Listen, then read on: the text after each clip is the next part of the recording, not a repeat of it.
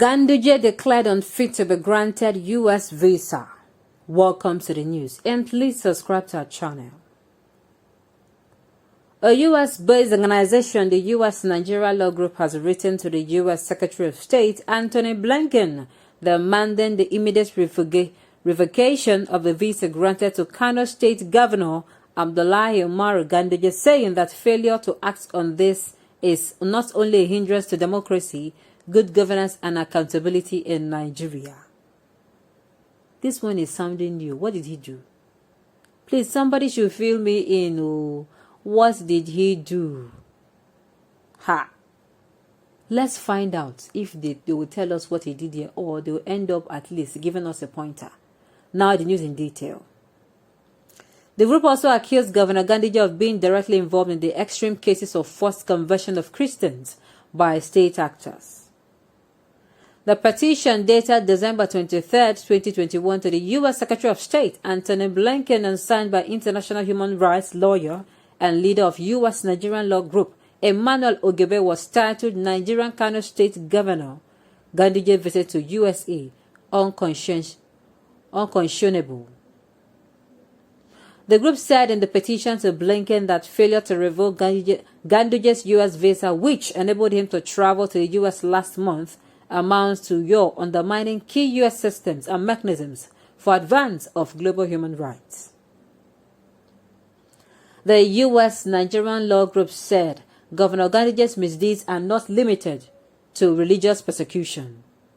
He has the dubious distinction of being the only governor in the history of Nigeria to be recorded on video actually collecting a multi-million-dollar bribe in cash.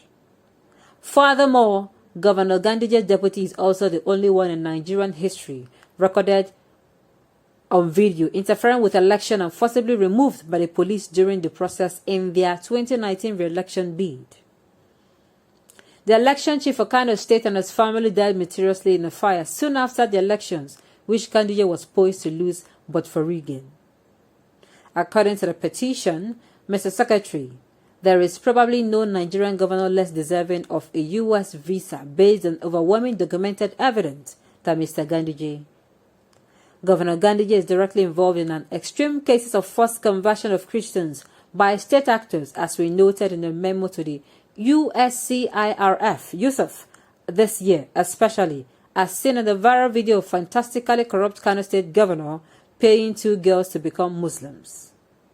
This is important to show that not only non-state actors and violent extremist organizations are persecuted in Nigeria, so as to strengthen the case for CPC resignation.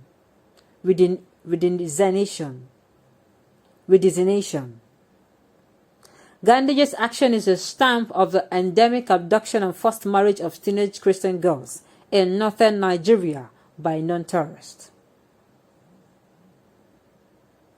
These Christian girls' abduction are just the local version of the infamous Chibok terror mass abduction 7 years ago, which took 90% Christian schoolgirls, as we noted in our letter to Secretary Pompeo last year. That's a recurring phenomenon where Christian girls are abducted, Islamized, and forced into marriage. This traversed the true infamous by the induction of almost 300 schoolgirls from the Christian town of Chibok in 2014. Was merely a large-scale extrapolation by a violent extremist organization, VEO, that is done by local Muslims in northern villages, sometimes with the support of emirs and state governors.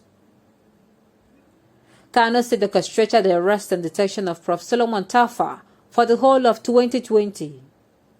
Tafa, a missionary arrested from his orphanage in Kano on Christmas Day 2019, was released 2 days after the U.S. designated Nigeria a country of particular concern in December 2020.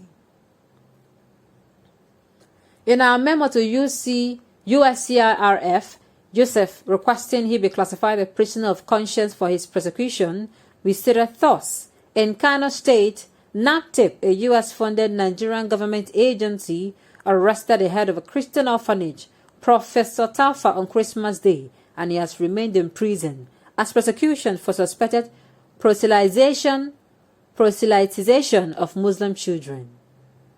However, despite the evidence that the children are all Christians, the government showed that the due mercy orphanages in 2 states, took away the children, and filed bogus charges against Professor Tafa.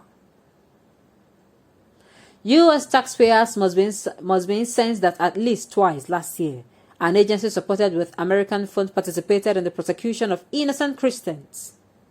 Professor Tafa is still on trial on bogus charges, and Kano State government has put the Christian orphanage in a Muslim orphanage, while the Kaduna State government demolished his Do Mercy orphanage while he was in prison. The detention of Professor Tama received attention in the UK House of Lords, but not USCIRF, even though a US-funded agency initiated this dubious arrest. USCIRF did not designate him as a prisoner of conscience, despite being one of the most egregious cases last year. One of the Christian orphans has been seriously burnt in a fire at the government orphanage where they have been languishing.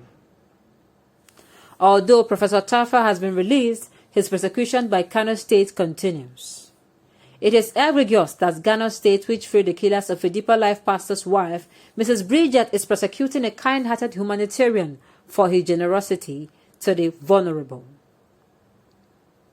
Kano over Governor Ganduje'S also prosecutes others besides Christian. Indeed, 100% of USCIRF Yusuf Nigerians prisoners of conscience held by state actors are from Kano State alone.